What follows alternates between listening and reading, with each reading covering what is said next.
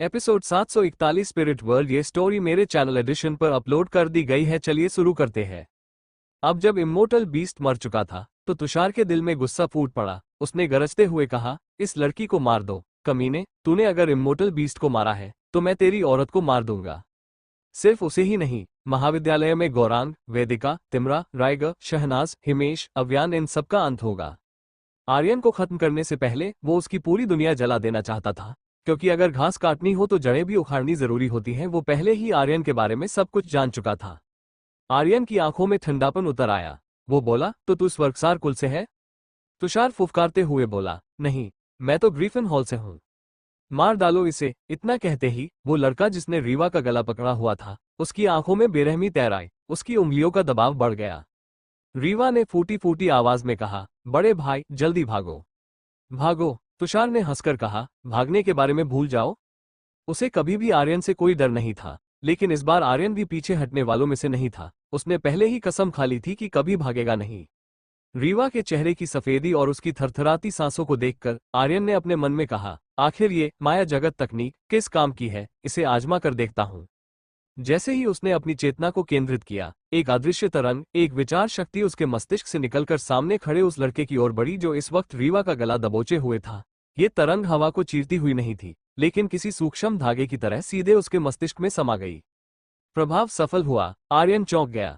उसकी आंखों के सामने उस लड़के की मानसिक छवि उभर आई, जैसे वो उसके ज़हन का हिस्सा बन गया हो। उसने तुरंत आदेश दिया, छोड़ दो। उस लड़के का हाथ एकदम से ढीला पड़ गया। आर्यन ने फिर सोचा, तुषार के पास जाओ। वो लड़का बिना कुछ कहे तुषार के पास जा पहुंचा। तुषार भौचक्का रह गया। तुम ये क्या कर रहे हो? मैंने उसे मारने को कहा था। लेकिन इससे पहले कि वो और कुछ कहता, पटाक, एक झन्नाटेदार थप्पड़ तुषार के गाल पर पड़ा। वो अचंभित रह गया। उसकी आंखों में सुलगती आग फैल गई। तेरी इतनी हिम्मत, जो मुझे थप्पड़ मारा? वो दहाड़ा। और फिर धड़ाम, एक करारी लात उस लड़के के पेट में पड़ी। वो चीखता हुआ कई कदम दूर जा गिरा और वहीं बेहोश हो गया। तुषार ने अपने सुलगते गुस्से को दूसरे लड़के पर उछालते हुए कहा, अब तू जा, इस लड़की को मार दे। दूसरा लड़का तुरंत रीवा की ओर बढ़ा। शुरू में रीवा थोड़ी सीधी सादी थी। उसे बाहरी दुनिया की चालबाजियां नहीं आती थी। शायद इसलिए वो धोखे का शिकार बन गई थी। पर इस बार उसकी आंखों में कुछ और ही था। जैसे ही उस लड़के का हाथ उसकी ओर बढ़ा, आर्यन चिल्लाया, रीवा। पर उसका वाक्य अधूरा रह गया। अचानक रीवा की पीठ पर एक जोड़ी चमकदार पंख उभर आए। चमकते हुए, रंग बिरंगे, शक्तिशाली पंख। रीवा का शरीर जैसे खुद ब खुद हवा में उठ गया। उसकी चाल ऐसी थी जैसे कोई प्राचीन पक्षी हजारों साल की नींद से जाग उठा हो। सबके मुंह खुले रह गए। उन्हें समझ ही नहीं आया कि ये क्या हुआ। जो लड़का उसकी ओर बढ़ रहा था, उसके सामने एक बिजली सी कौन थी। एक ही झटके में रीवा ने उसे धक्का दिया। नहीं, सिर्फ धक्का नहीं, वो हमला था। लड़के के सीने से चटकने की आवाज आई। पंसलियां टूट गई। अंदरूनी अंग फट चुके थे और वो वहीं देर हो गया। इतनी ताकत, बस एक झटके में एक शून्यवीर को खत्म कर दिया। हवा में सन्नाटा सा पसर गया। आर्यन भी स्तब्ध रह गया। उसने फुसफुसाया, ये क्या था? वो मासूम छुटकी इतनी ताकतवर कैसे हो गई? आर्यन की आंखों में एक झपक सी आई और उसे आभास हुआ कि आकाश में लहराता वो दिव्य पक्षी कोई और नहीं बल्कि वही है जिसकी गाथाएं वर्षों से प्रचलित है, अग्निपंख। वही प्राचीन अग्निपंख जो 4 पवित्र जीवों में से एक माना जाता है। जो लड़की अब तक औषधि हॉल में कमजोर सी और अकेली मानी जाती थी, उसके पास दरअसल अग्निपंख ब्लड लाइन थी। ये तो बेहद डरावना था। तुषार भी चौंक गया। उसे भी अब साफ समझ आ गया था कि रीवा के शरीर में जो ब्लड लाइन है वो कोई सामान्य नहीं बल्कि असाधारण है। लेकिन उसका असली निशाना आज आर्यन था। एक कदम के साथ तुषार की शक्ति भड़क उठी और वो बिजली जैसी गति से आर्यन की ओर बढ़ा। उसकी मंशा साफ थी, एक ही वार में आर्यन का अंत। मर जा कमीने। लेकिन उसी समय रीवा की गूंजती हुई आवाज आसमान से उतरी। उसके शरीर से अग्निपंथ की प्राचीन शक्ति उमड़ पड़ी और तुषार की ओर टूट पड़ी। आर्यन की भौहें भी सिकुड़ गई। तूने मेरे साथियों को छूने की कोशिश कैसे की? जा अब नर्क में। एक पल में आर्यन के भीतर की अमर ऊर्जा में से 1,00,000 पॉइंट्स झटके से समाप्त हो गए। वो उसे कोई मौका नहीं देना चाहता था और अनंत पर्वत श्रृंखला में होते हुए उसे किसी खतरनाक हमले की फिक्र भी नहीं थी। सोमसूत्र। एक गगनभेदी धमाके के साथ आसमान फटा और एक स्वर्णिम प्रकाश की हथेली उतरी। इतनी विशाल, इतनी दिव्य, जैसे खुद गॉड्स ने उसे रचा हो। उसकी उंगलियों से आग की रेखाएं बह रही थीं। तुषार की आंखें चौड़ी हो गईं। उसके चारों ओर की हवा जमसी गई थी। उसने कदम पीछे लिए, लेकिन वो शक्ति इतनी विराट थी कि सिर्फ उसके दबाव से ही उसके मुंह से खून की धार निकल पड़ी। चेहरे की रंगत काली पड़ने लगी। यह क्या है? यह कोई साधारण हथकला नहीं है। ये असंभव है। तेरे पास ऐसी तकनीक नहीं हो सकती। वो कांपते हुए चिल्लाया। सोमसूत्र, इस संसार में इस तरह की हथेली विद्या कोई जानता ही नहीं था। आर्यन ने उसकी ओर देखा और उपहास के साथ बोला, तकनीक का नाम पूछ रहा है? बता दूं, ये सुअ मारने की तकनीक है। जो मेरे साथियों को छुएगा मरेगा, जो मेरे दक्षिण तरंग महाद्वीप पर उंगली उठाएगा मरेगा, जो मेरी लड़की पर हाथ डालेगा मरेगा। आज अगर तेरे पास 10 जिंदगियां भी हो तो भी बच नहीं पाएगा। आर्यन गरजा, अब खत्म हो जा। वो हथेली गिरी, गगनचुंबी रफ्तार से धरती को फाड़ती हुई। आकाश फटा, पर्वत हिले और एक महाविस्फोट गूंज उठा। तुषार और उसके तीनों साथी वो चिल्ला भी नहीं पाए।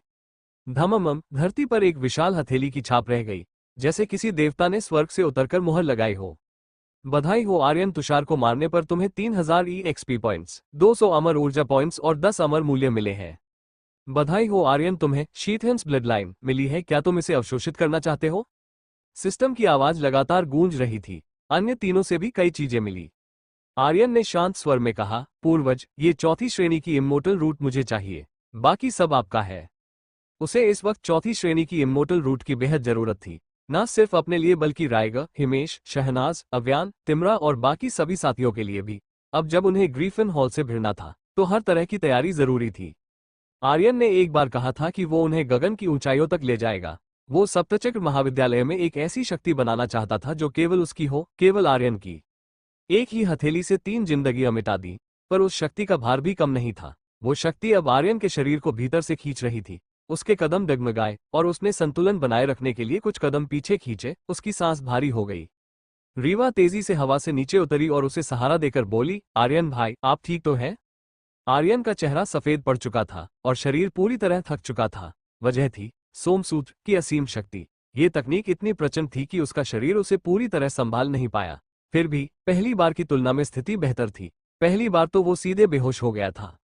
पिछले कुछ समय में, चाहे वो कालकुंड क्षेत्र रहा हो या पश्चिमी मरुस्थल, आर्यन ने बार बार अपनी सीमाएं तोड़ी थी। उसका शरीर अब पहले से कहीं ज्यादा सहनशील बन गया था, वरना आज भी वो फिर से चेतना खो देता। उसने लंबी सांस ली, जैसे भीतर की सारी थकावट एक सांस में बाहर निकालना चाहता हो, और खुद से बुदबुदाया, इस बार कम से कम मैं बेहोश नहीं हुआ। फिर हल्की सी मुस्कान के साथ रीवा की ओर देखा, मैं ठीक हूँ। मुझे नहीं पता था कि तुम्हारे पास अग्निपंख ब्लड लाइन है।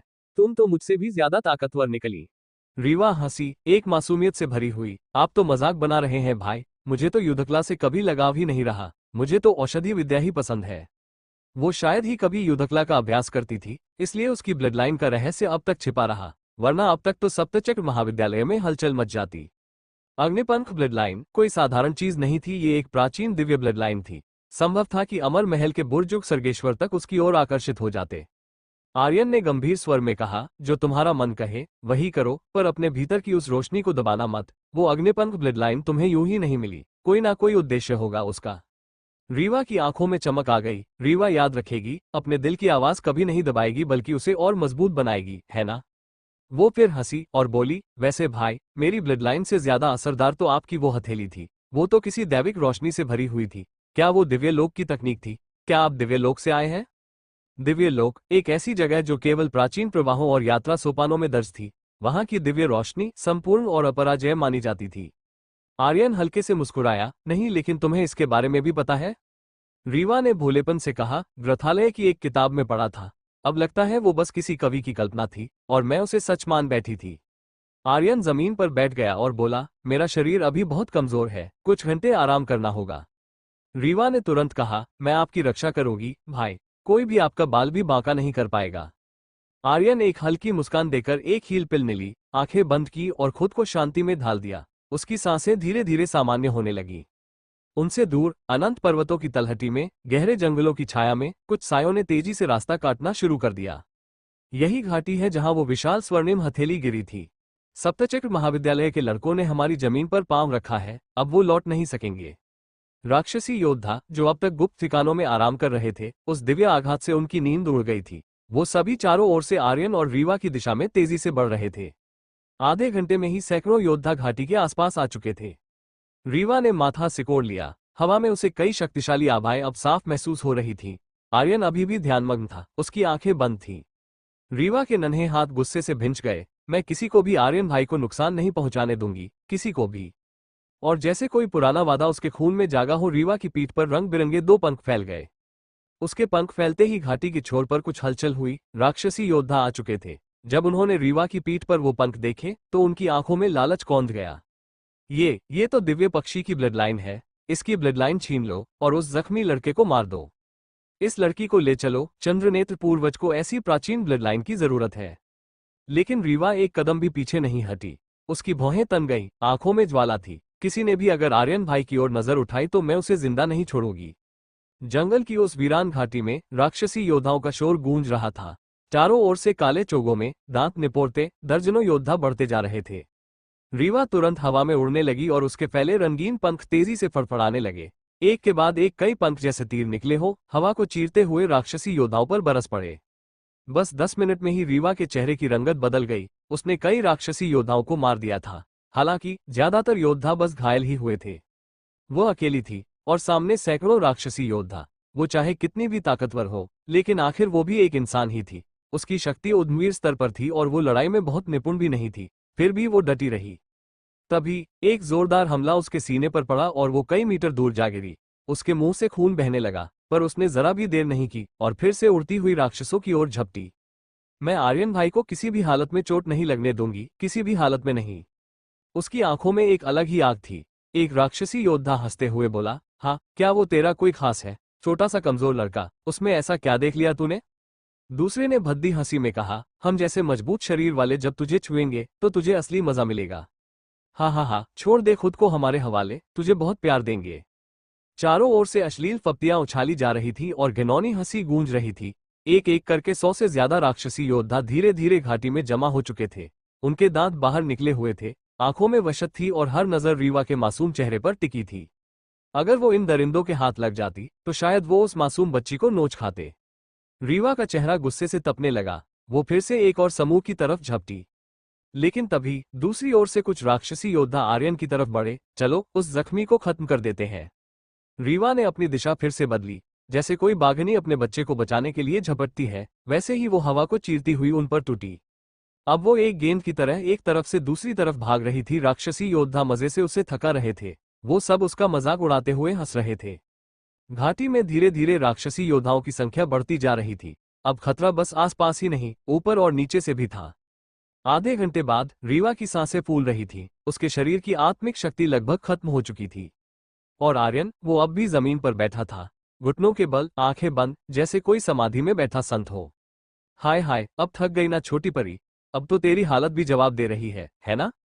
बस थोड़ी देर और फिर तुझे ऐसा मजा देंगे कि तू आसमान देखती रह जाएगी। घेरा और तंग होता जा रहा था, पर रीवा फिर भी आर्यन के सामने खड़ी रही। उसे अच्छे से पता था कि वो भाग सकती है, उसके पास विरासत में मिली अग्निपंख की शक्ति थी। पर वो गई नहीं, क्योंकि यही आर्यन था जिसने पहली बार उसके सिर पर हाथ रखा था।